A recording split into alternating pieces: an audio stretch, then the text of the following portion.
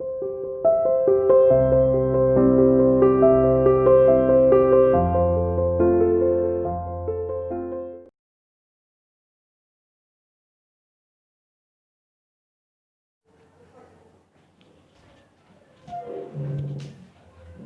Students, welcome to CR international online classes. कैसे हो बेटा? होप आप सभी अच्छे होंगे, स्वस्थ होंगे, सकुशल होंगे। बेटा, हमारा जो चैप्टर चल रहा था वो 4th चैप्टर था 8th क्लास के अंदर, Bipin Chaudhuri's lapse of memory. आज 2-3 दिन के बाद आज we are going to an end of this chapter. आज हम इस चैप्टर के अंत के लिए यानी कि अंत तक पहुंचेंगे। जैसा कि आपने देखा होगा बोर्ड पर, इस पे हमने लेटर रिसीव्ड लिखा हुआ है। लास्ट में हमने देखा था कि एक नौकर उसको एक लेटर लेकर आता है और लेटर लेकर आता है, वो ग्रीनिश लेटर है, और लेटर को देखने के बाद उसकी इच्छा होती है कि वो उसको जल्दी से देखे, क्योंकि उसकी परेशानी इतनी ज़्यादा बढ़ रही थी कि वो बस अपनी इस परेशानी को कम करने के लिए, ख़त्म करने के लिए कुछ भी कर सकता था। तो वो उसके पास करने के लिए सिर्फ यही था कि वो लेटर को ओपन करे। और ये लेटर सिर्फ हमने इसलिए लिखा है कि ये बड़ा इम्पोर्टेंट है। इस चैप्टर के अंदर पूरे 4 पार्ट तक, 1 to 4 पार्ट तक ये परेशान रहता है और इस लेटर के अंदर ही वो कंक्लूज़न पर पहुंचता है। यहाँ कंक्लूज़न हमें मिलेगा लेटर के बाद। बेटा, 4th chapter almost we have done. Only letters portion, केवल लेटर का जो पार्ट है वही बचा हुआ है। और अब इसका जो लेटर उसके पास आता है वो किसका लेटर है, कैसे उसके पास पहुंचता है, क्यों आता है, क्या वास्तव में उसकी परेशानी उसी लेटर से सॉल्व हो जाती हैं। आप देखोगे कि रियल में हो जाती हैं। कैसे हो जाती हैं कि अभी आपको ये लग रहा होगा कि कैसे इस परेशानी का वो हल निकालता है। ये भी देख रहे होगे आप कि एक क्यूरियोसिटी आपके माइंड के अंदर आ रही होगी कि जल्दी से इस कंक्लूज़न को बताया जाए। वेट, बस 1 या 2 मिनट के बाद ये कंक्लूज़न आपके सामने होगा। ये निष्कर्ष पर हम निकलेंगे, पहुँचेंगे कि ये कैसे, जो बिपिन बाबू की परेशानी है वो कैसे सॉल्व होती है। क्या सच में वो परेशान थे या नहीं थे, या कोई उन्हें परेशान कर रहा था। तो बेटा, हमारा जो चैप्टर था उसमें कुछ लाइनें लेटर की हैं। हमने पढ़ा कि वो लेटर जैसे ही उसके पास, बिपिन चंद्र बाबू के पास दिया जाता है, तो वो उसको ओपन करता है और ओपन करने से पहले वो पढ़ता है। उस लेटर के ऊपर रेड इंक से लिखा हुआ है ये कॉन्फिडेंशियल है, मतलब ये जो लेटर है वो सीक्रेट है, कॉन्फिडेंशियल है और सीक्रेट भी है। और हमने पढ़ा अर्जेंट है, यानी कि जल्दी से उसको पढ़ा जाए। अब ओपन तो कर लेता है, अब उसके बाद क्या लिखा हुआ है वो हम रीड कर रहे हैं। डियर बिपिन, उस पर लिखा हुआ था डियर बिपिन। इसका मतलब यह है कि जो लेटर है वो किसके लिए था? बिपिन बाबू के लिए।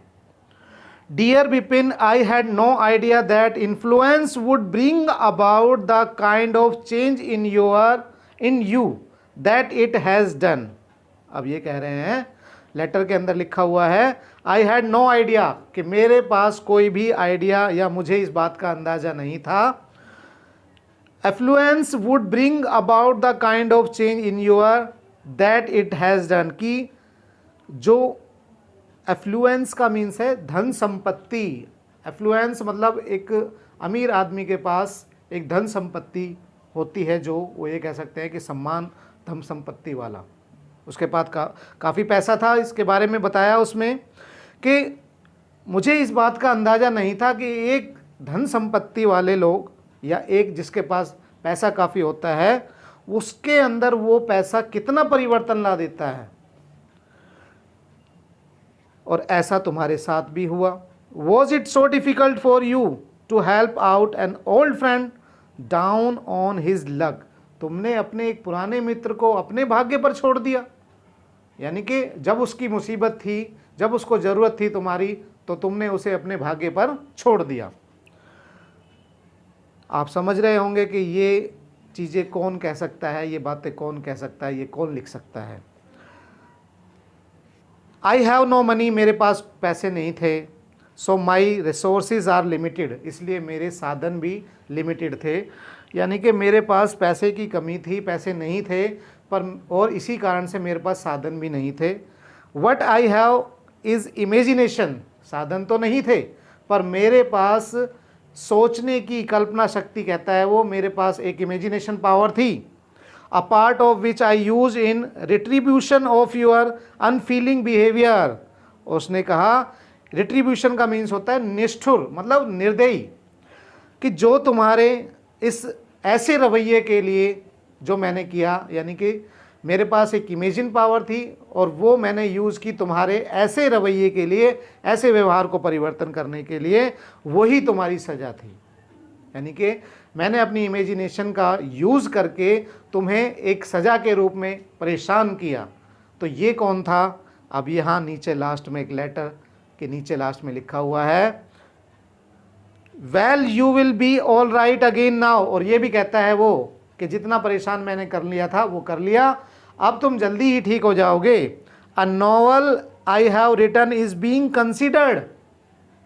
वो कहता है कि मैंने एक नॉवल भी लिखी है जो कि कंसिडर की गई है बाय अ पब्लिशर, यानी कि पब्लिशर के पास गई है सेलेक्ट होने के लिए कि वो पब्लिश होगी या नहीं। If he likes it enough, यदि उसे वो पसंद आती है, it will see me through the next few month, तो वह मुझसे कुछ ही मंथों में, यानी कि कुछ महीनों में, कुछ महीने के बाद वो मुझे मिलेगा। यूअर्स चुनीलाल, तुम्हारा चुनीलाल। बेटा देखो कितना घुमाया इसको, कितना घुमाया, और जिन भी लोगों से ये मिला उसने पहले ही उसको ऐसा समझा दिया उन लोगों को, चाहे हमारे वो देखे हमने परिमल घोष हो, दिनेश मुखर्जी हो, ये सारे लोग पहले ही उसने समझा दिए, सिर्फ एक उसको परेशान करने के लिए, यह बताने के लिए कि ताकि वो अपने व्यवहार में चेंज लाए, गरीब या फिर जो नीडी पर्सन है उसकी सहायता करे। और इसके लिए उन्होंने दिनेश मुखर्जी हो या फिर परिमल घोष हो या और भी व्यक्ति जो उसकी उस रांची की यात्रा के बारे में बताते हैं, वो पहले से ही एक मनगढ़ंत कहानी थी। वो एक बनाया यानी कि बनाया हुआ एक गेम था, जिससे कि बिपिन चंद्र बाबू एक परेशान हो गए, ऐसे हो गए कि वो पागल होने वाले हैं। इसीलिए उसने कहा कि अब तुम जल्दी ही ठीक हो जाओगे और जल्दी ही स्वस्थ होकर अपने काम पर लग जाओगे। जैसा कि बिपिन चंद्र बाबू ने फ़ोन कर दिया था डॉक्टर चंदा को, डॉक्टर चंदा आए। When doctor Chanda came, Bipin Babu said, Bipin Babu ने कहा आई एम फाइन, मैं ठीक हूँ। It all came back as soon as I got off the train at Ranchi. मुझे सब कुछ याद आ गया जब मैं रांची पहुंचा, क्योंकि डॉक्टर चंदा को तो उसने वो बात बताई नहीं कि ये किसने किया था, किस वजह से ऐसा हुआ था। A unique case said doctor चंदा, डॉक्टर चंदा भी कहते हैं भाई बड़ा ही विचित्र जो ये केस था।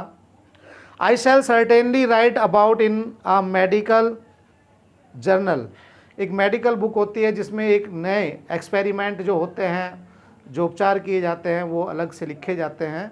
तो वो कह रहा है कि मैं इसको अपनी एक मेडिकल बुक जो जर्नल बुक है उसके अंदर लिखूँगा। The reason why I send for you, मैंने तुम्हें यहाँ इसलिए बुलवाया, सेड बिपिन बाबू, बिपिन बाबू ने कहा, is that I have a pain in the hip from a fall I had in Ranchi. उसने कहा कि मैं जब रांची पहुंचा तो मैं गिर गया था, जिसके कारण मुझे हिप में चोट आई है, यानी कि बैक में मुझे दर्द है। If you could prescribe a pain killer, prescribe का मतलब होता है कि उन्हें बताना, उन्हें एक महत्व देना किसी गोली के लिए, जैसे यहाँ पर दिया है पेन किलर के बारे में बताना कि मुझे आप एक पेन किलर दो, उसके बारे में बताओ। तो ये बेटा हमारा चैप्टर आज कंप्लीट हो गया। और इसके जो क्वेश्चन आंसर है बेटा, इसके जो क्वेश्चन आंसर है वो आपको पीडीएफ में मिलेंगे, वो आपकी इस वीडियो के साथ आपको मिल जाएगी। क्वेश्चन आंसर कोई प्रॉब्लम अगर आपको आती है, वैसे तो उनकी हिंदी आपने अच्छे से कर रखी है, चैप्टर को पढ़ रखा है, तो आप उनको क्वेश्चनों की हिंदी भी आप आसानी से कर लोगे। फिर भी अगर मान लो कोई प्रॉब्लम आती है, then you will be contact to me, तो मुझसे कॉन्टैक्ट कर सकते हो या पूछ सकते हो। तो बेटा ये चैप्टर आपको अपनी पीडीएफ फाइल में मिल जाएगा और इसको क्वेश्चन आंसर को, इसके क्वेश्चन आंसर को वर्ड मीनिंग हो चुके हैं, वो दोनों पार्ट के, तीनों पार्ट के, यानी कि सारे पार्ट्स के वही वर्ड मीनिंग करने हैं, ज़्यादा नहीं करने हैं। क्वेश्चन आंसर को डीपली करना है और बिल्कुल नीट एंड क्लीन राइटिंग में करना है। समझ में आ गया होगा सभी को, जो कहा गया है उसका आप पालन करेंगे, उसको अच्छे से करेंगे स्ट्रिक्टली। बेटा ये आप ये सोच लो कि भाई सीरियसली हमें काम करना है और नीट एंड क्लीन काम को करते हुए अपना लर्निंग प्रोसेस भी जारी रखना है, लर्निंग वर्क भी आपको लगातार करना है। Have a nice day, goodbye, thank you.